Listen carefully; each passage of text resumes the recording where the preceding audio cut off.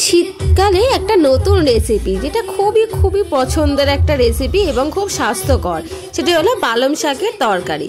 চলো, পালং শাকের তরকারির জন্য আমি এখানে বড়িটাকে একটু ভালো করে তেলে লাল করে ভেজে নিয়েছি।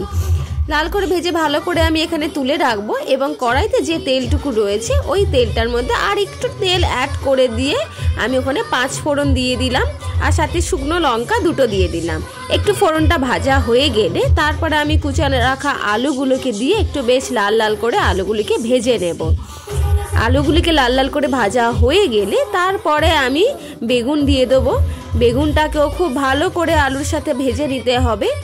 খুব ভালো করে বেগুনটা ভাজা হয়ে গেলে সাথে একটু স্বাদ মতন 2 চামচ নুন দিলাম, 1 চামচ হলুদ দিলাম, দিয়ে আবারও একটু কষিয়ে নেব।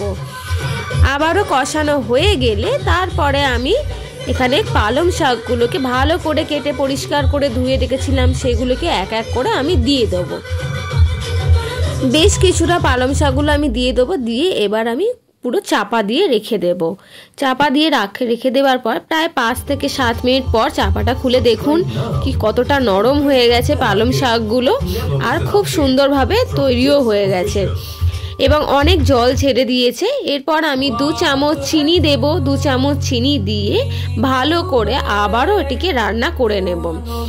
কিছুক্ষণ পর আবার দেখবেন আলুগুলোকে ভালো রকম সিদ্ধ হয়ে গেছে। তারপর আমি এখানে বড়িগুলি ভেজে রেখেছিলাম, সেই বড়িগুলিকে আমি খুব ভালো করে আবারও দিয়ে দেব।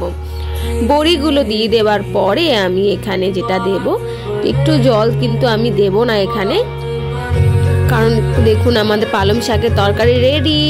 তো গরম গরম ভাতে এই পালং শাকের তরকারিটি সার্ভ করবেন। কেমন লাগবে বন্ধুরা জানিও।